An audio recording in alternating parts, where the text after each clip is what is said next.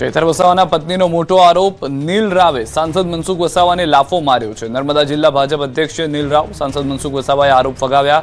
કામ બાબતે નીલ રાવને ઊંચા અવાજે કહ્યું હતું, જે 7 ટર્મથી સાંસદ છે મીડિયાના માધ્યમથી અમને જાણવા મળે છે કે કમલમમાં નીલરામભાઈ સાથે કઈ લાફામારી થઈ છે, તો આપણા સાંસદને લાફો માર્યો છે નીલરામભાઈએ। તો સાંસદ મનસુખભાઈ સાંભળજો, તમે જ્યાં બી હોય ત્યાં લોકોને ખુલાસો આપો।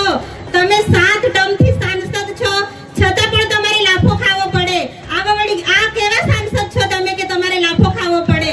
તમે અમારા લોકોને જવાબ આપો, અમે તમારા જવાબની રાહ જોઈએ છીએ કે તમારે લાફો કેમ ખાવો પડ્યો। મને ટાર્ગેટ બનાવીને ચાલે ન, જેવી પાર્ટી કાર્યાલયમાં અમારી વાદ વિવાદ થયો છે નાનો મોટો, હું સ્વીકારું છું, પણ એક ઘરની બાબત છે, પરિવારમાં પણ નાનો મોટો ઝઘડો થતો હોય એને ખોટી રીતના એમને આખું ચગાવ્યું છે કે મનસુખભાઈને નીલ રાવ વચ્ચે ઝઘડો થયો, આમ થયો તેમ થયો।